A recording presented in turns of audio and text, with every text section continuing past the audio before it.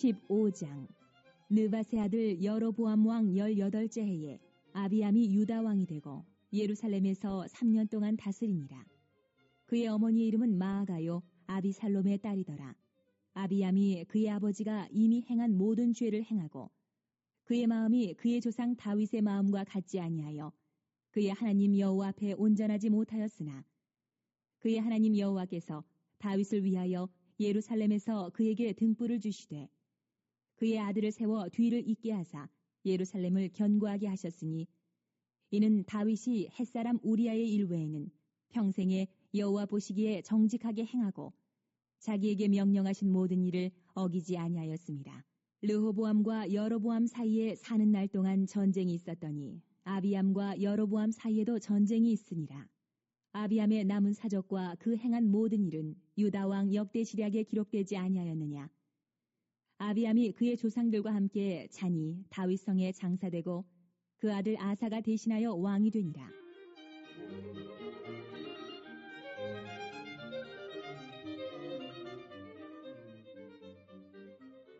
이스라엘의 여로보암 왕 제20년에 아사가 유다 왕이 되어 예루살렘에서 41년 동안 다스리니라. 그의 어머니의 이름은 마아가라 아비살롬의 딸이더라.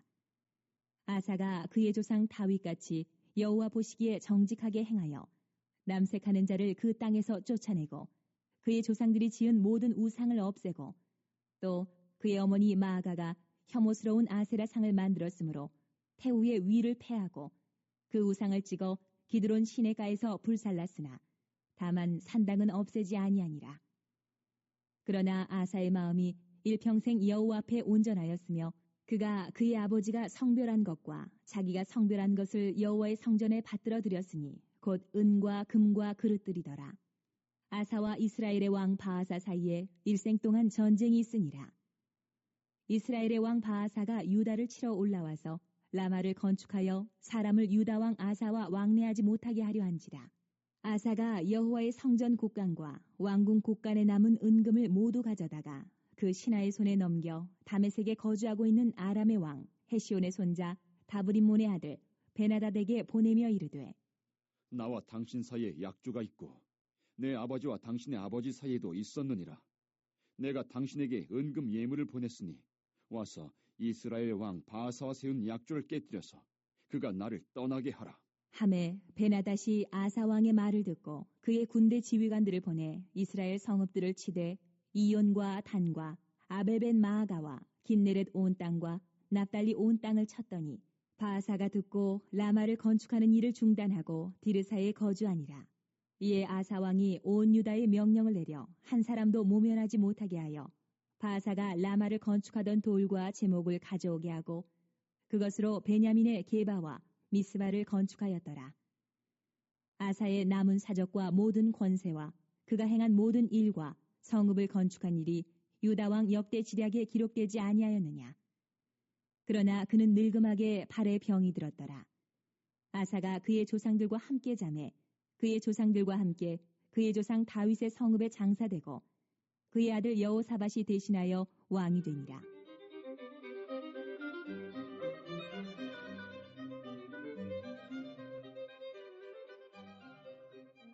유다의 아사왕 둘째 해에 여로보암의 아들 나답이 이스라엘 왕이 되어 2년 동안 이스라엘을 다스리니라. 그가 여호와 보시기에 악을 행하되 그의 아버지의 길로 행하며 그가 이스라엘에게 범하게 한 그 죄 중에 행한지라. 이에 이사갈 족속 아이야의 아들 바아사가 그를 모반하여 블레셋 사람에게 속한 깁부돈에서 그를 죽였으니 이는 나답과 온 이스라엘이 깁부돈을 애워싸고 있었음이더라. 유다의 아사왕 셋째 해에 바아사가 나답을 죽이고 대신하여 왕이 되고 왕이 될 때에 여로보암의 온 집을 쳐서 생명 있는 자를 한 사람도 남기지 아니하고 다 멸하였는데 여호와께서 그의 종 실로 사람 아이야를 통하여 하신 말씀과 같이 되었으니 이는 여로보암이 범죄하고 또 이스라엘에게 범하게 한 죄로 말미암음이며 또 그가 이스라엘의 하나님 여호와를 노엽게 한 일 때문이었더라. 나답의 남은 사적과 행한 모든 일은 이스라엘 왕 역대지략에 기록되지 아니하였느냐. 아사와 이스라엘의 바아사 왕 사이에 일생 동안 전쟁이 있습니다.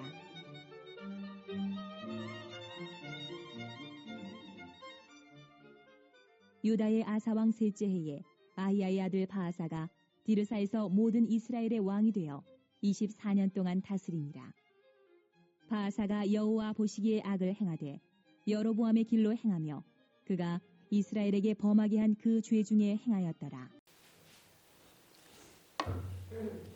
예, 오늘 이제 열왕기상 15장 말씀이죠. 15장 말씀은 이제 분열 왕국이라고 그러죠.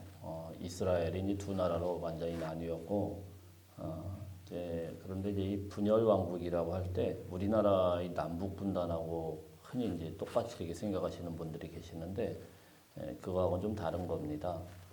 우리나라 남북 분단은 완전히 딱 갈라져서 전혀 왕래를 못하지만 이 당시에는 예루살렘에 이제 성전이 있었기 때문에 분열 왕국이 이제 좀 불안정한 왕국이었다 이렇게 보시면 됩니다. 그래서 이스라엘 안에서도 선지자들이 가가지고 유다로 가서 이제 막 호통치고 야단을 치기도 하고 유다에서도 또 그냥 언제든지 그냥 무슨 뭐 38선처럼 그어진 게 아니고 가서 이제 호통을 치고 그래서 그렇게 평민들은 왔다 갔다 왕래를 하는 그런 가운데서 왕들이 이제 이것을 불안정하지만 자기의 왕권을 수축하려는 그런 가운데서 이제 설정이 되다 보니까 여러 가지 사건들을 그런 배경에서 조금 이해할 필요가 있어요.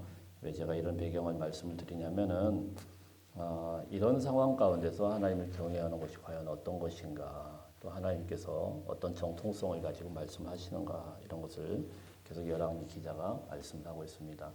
열왕기서에서 우리가 보여주는 신학적으로 이제 두 가지 길인데 하나는 그가 이제 다윗 왕의 길을 따랐느냐 아니면은 또 여로보암의 길을 따랐느냐 이 두 가지 이제 평가를 쭉 이야기를 하고 있습니다. 주로 이제 북이스라엘에 대한 평가는 여로보암의 그 죄를 반복했느냐 안 했느냐 이것을 가지고 평가를 하고 있고요. 남유다에 대한 그런 평가는 다윗 왕의 그 길을 따랐느냐 따르지 않느냐 이것을 가지고 선함과 또 악함의 평가를 하고 있다라는 사실입니다. 자, 이제 정치적인 혼란 가운데서 왔다 갔다 하고 있는데 또 열왕기서에서는 열왕기서 나름대로의 어떤 신학적인 어떤 해설을 하고 있습니다. 자, 이런 배경에서 오늘 15장에서 그 대표적인 것들이 이제 앞으로 뭐 이런 것들이 계속 반복될 거예요. 유다에 이런 왕들이 있었고, 이스라엘에 이런 왕들이 있었고, 그들은 이런 길을 따랐다. 그래서 여기는 악한 왕조였다. 여기는 또 선한 왕조였다. 이런 이제 평가들이 계속 이어지게 됩니다. 자, 우선 이제 15장 1절부터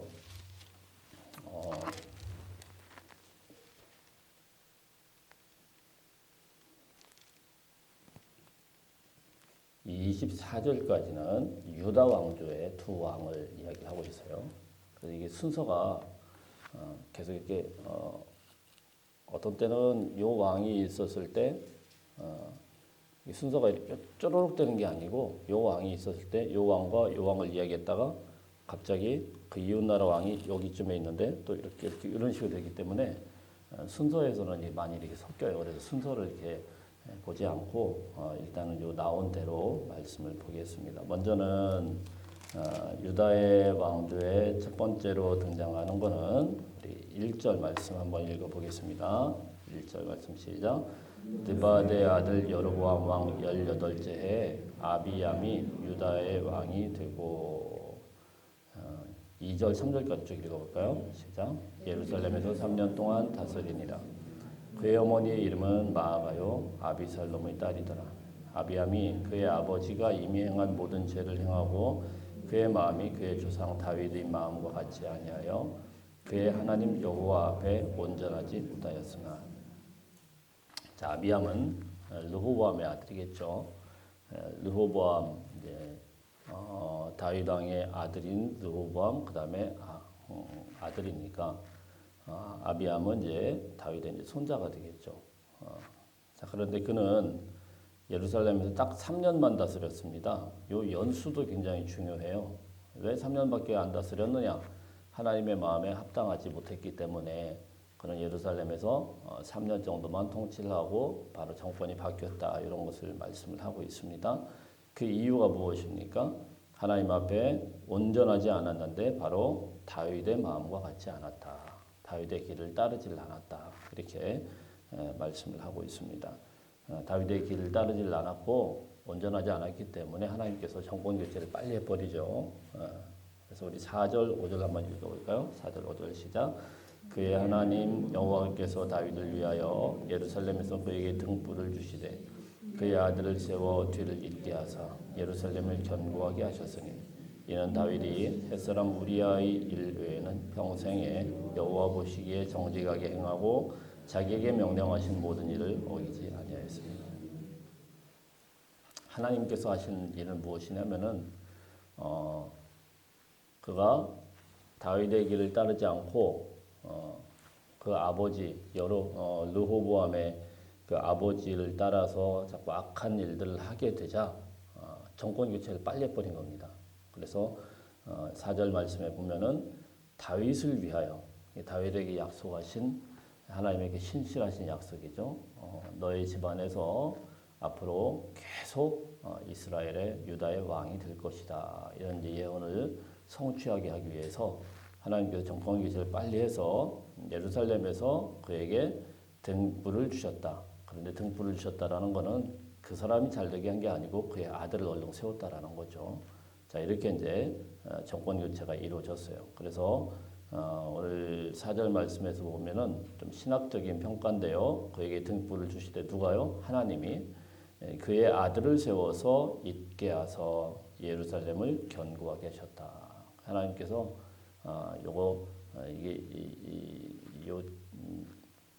아비암이 하나님을 정직하게 섬기질 않으니까 빨리 3년 만에 끌어내리고는 그 아들을 세우고 그래서 이제 다윗의 길로 갈 수 있도록 했다 이렇게 말씀을 합니다.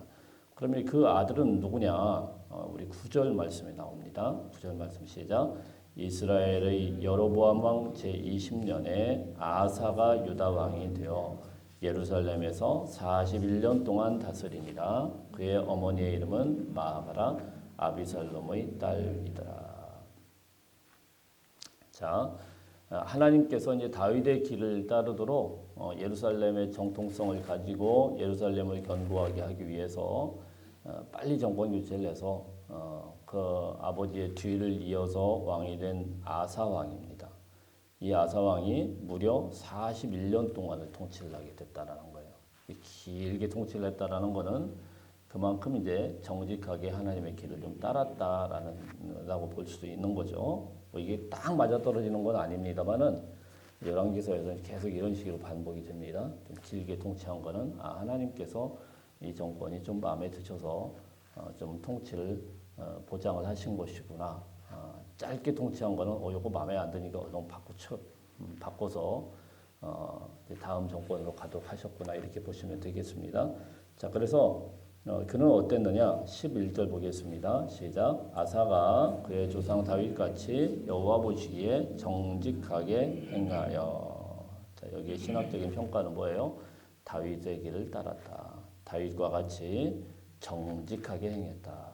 이 정직하다라는 것은 물론 솔직하고 정직한 것도 되겠지만 하나님 앞에 정직한 것을 이야기를 하겠죠. 여러분 우리가 신앙생활이라는 거는요. 하나님 앞에 똑바로 서 있으면 정직해질 수밖에 없어요.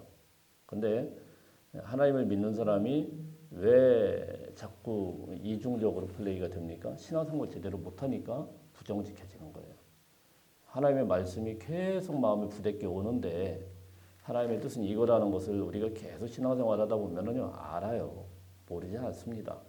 뜻을 몰라가지고 신앙생활이 어려운 게 아니죠. 그렇죠? 예. 어떤 분은 성경이 너무 어렵대요. 성경이 물론 어렵고 해석할 부분들도 있습니다. 그건 목사들이 다 해줘요. 그런데 너무 어렵다라는 건 가만히 들어보면은 신앙생활이 이중적으로 하니까 어려워지는 거예요. 말씀이 계속 부딪혀 오는데 정직하지가 못하고 그걸 그냥 따르고 순종하면은 그 길로 가야 되는 건 맞긴 맞는데 이제 자꾸 다른 길로 가려고 이렇게 이중 플레이가 되니까 이게 어려워지는 거죠. 복잡해지는 거죠. 이 정직하다라는 말은 하나님 앞에 정직하다. 하나님 앞에 정직하다는 건 뭡니까? 그 땅에 우상 숭배하는 것들이 하나님의 뜻이 아니라는 걸 다 알아요. 알면서도 이스라엘 백성들은 계속해서 거기에다 마음을 들였어요.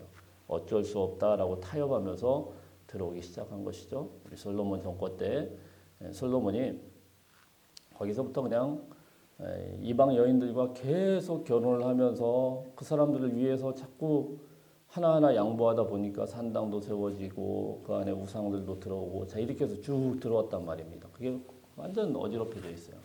자 그것이 하나님의 뜻이 아니라는 것을 누구도 다 알아요. 아는데도 어쩔 수 없이 계속 끌려가는 겁니다. 정권을 유지를 위해서. 정치하는 사람들이 그렇죠. 정치하는 사람들이 왜 이렇게 정직하지 못할까요? 정권 유지하려고 그러는 거예요. 자꾸 백성들 눈치를 보니까 백성들이 한마음 한뜻이 될 리가 있나요? 이쪽 눈치도 봐야 되고 이쪽 눈치도 봐야 되고 이쪽 눈치도 봐야 되고 뭐 계속 눈치를 봐야 되니까 말은 이렇게 딱 그랬는데 또 여기 보면 또 그 말을 하면 또 안 되죠. 그래 경상도에서 다른 말하고 전라도에서 또 다른 말하고 충청도에서 또 다른 말하고 이러다 보니까 자꾸 정직하지 않게 되는 거죠. 마찬가지입니다. 하나님의 사람이 정직해지려고 하면은 하나님 눈치만 보면 되는 거예요. 다른 거 하나도 없습니다. 목사가 아무리 다른 걸 잘해도 하나님 앞에서 바르게 서지 못하면은 그 목사에 대해서는 여러분들 어떻게 생각합니까? 믿을만하지 못하다고 생각을 하죠. 하나님의 말씀이 선포가 되었으면은 어쨌든 욕을 먹든 아니든 그 말씀을 그냥 어쨌든 끝까지 지키려고 물론 완벽하게 지키기는 어렵지만 애를 쓰고 부단히 말씀 앞에 삶을 드리는 것이 정직한 모습 아니겠습니까? 자 그래서 이 아사가 한 일이 무엇이냐면 바로 그 우상들을 갖다 다 때려 부숩니다. 그래서 12절 보면 남색하는 자를 그 땅에서 쫓아내고 그들의 조상들이 지은 모든 우상을 없애고 심지어는요 13절 읽어볼까요? 13절 시작. 또 그의 어머니 마아가가 혐오스러운 아세라상을 만들었으므로 태후의 위를 비하고 그 우상을 찍어 기드론 시내가에서 불살랐습니다. 심지어는요 그의 어머니 마아가라고 되어 있고 또 다른 데 보면 할머니입니다. 그래서 이 마아가가 아세라상을 만들고 우상을 숭배하니까 태후를 폐해버렸어요. 대단하죠. 보통 대단한 사람이 아니죠. 굉장히 거침이 없고 우상 숭배에 대해서 요만큼의 타협도 없고 싹 다 제거를 해버립니다. 하나님의 마음에 흡족한 거죠. 근데 문제는 무엇이냐면 이게 완전하지는 않았어요. 14절 보겠습니다. 시작. 다만 산당은 없애지 아니하니라. 그러나 아사의 마음이 일평생 여호와 앞에 온전하였으며 완전하게 그냥 열왕기상의 사실 평가를 앞으로 보다 보면요 하나님의 마음을 아주 흡족하게 만드는 왕들이 몇 명 있어요. 그 중에 하나가 다윗 왕이고 곧 나오는 요시야 왕이라는 왕이 있습니다.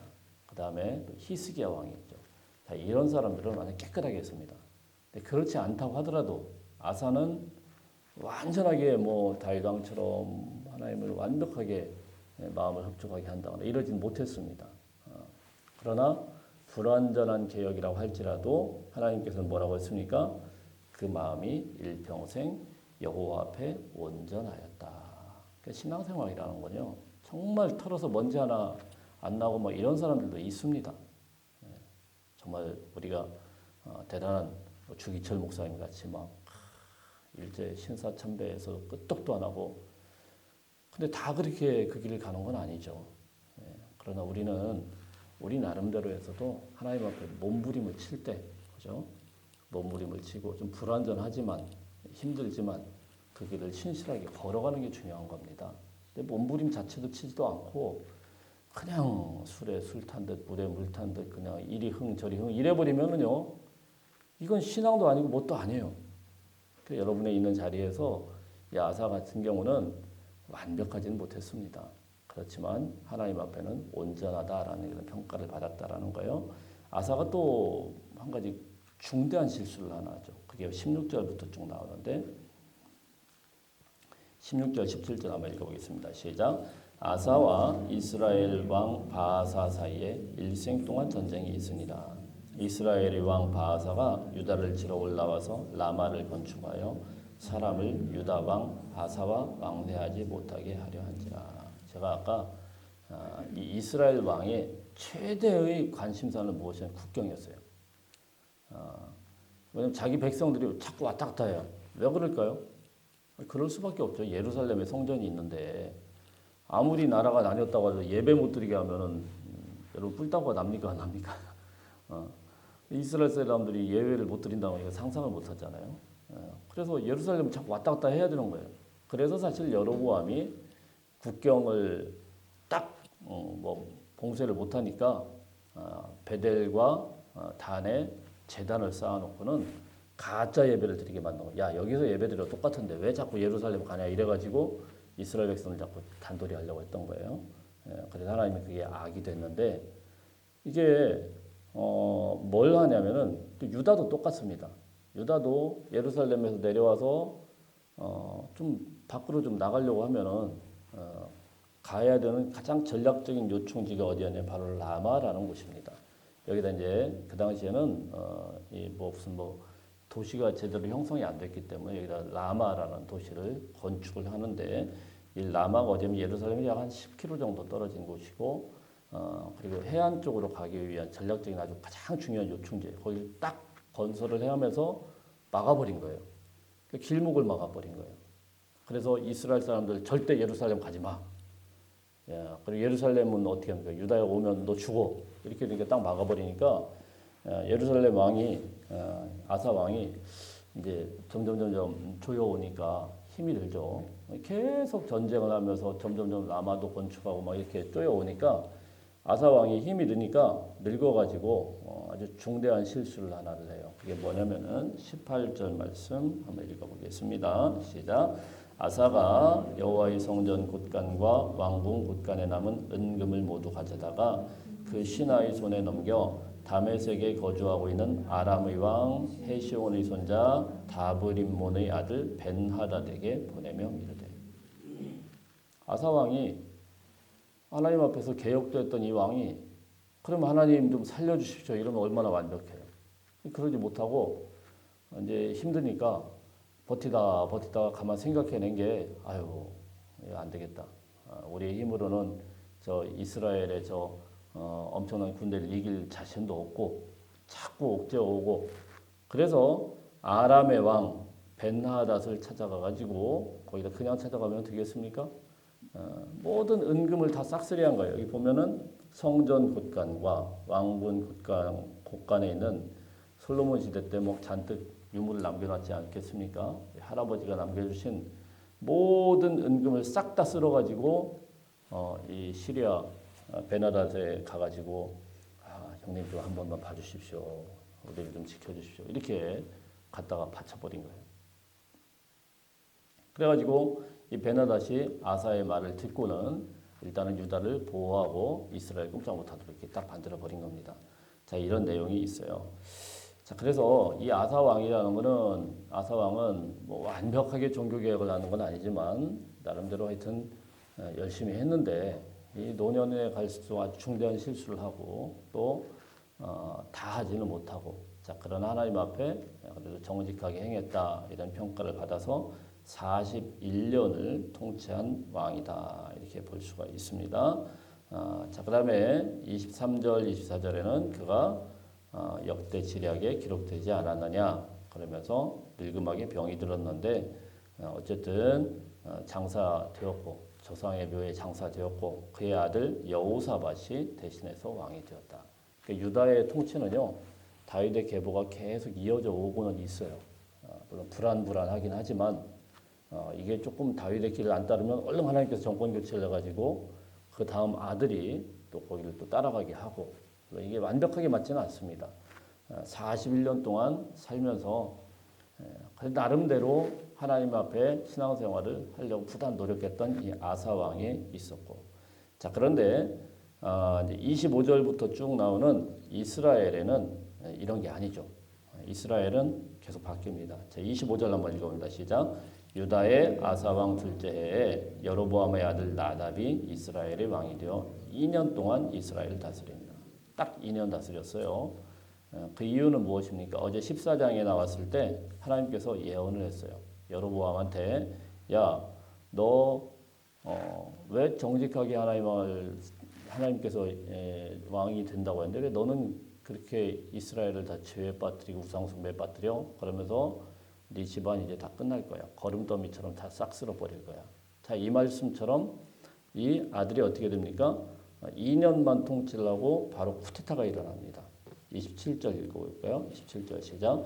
이에 이사갈 족속 아히야의 아들 바하사가 그를 모반하여 블레셋 사람에게 속한 기브돈에서 그를 죽였으니 이는 나답과 온 이스라엘이 기브돈을 에워싸고 있었습니다. 유다 나라는 남유다는 계속해서 다윗의 계보가 이어져 가고 있고 이스라엘은 이렇게 쿠데타가 일어나요. 그래서 여로보암의 집안이 다 끝장납니다. 그래서 완전히 다 끝장나고 여로보암의 집을 자 29절에 보면은요 생명 있는 자를 여로보암의 온 집을 쳐서 생명 있는 자를 한 사람도 남기지 않고 다 어떻게 했다고요? 멸해버렸다. 이게 뭐예요? 하나님께서 예언하신 대로. 그러니까 북이스라엘은 계속 이렇게 반복됩니다. 엎치락 뒤치락 그러다 나중에 다 끝장나 버립니다. 여로보암 열왕기에서 우리가 보여주는 것은 무엇입니까? 이제 두 가지 길이 있다라는 거예요.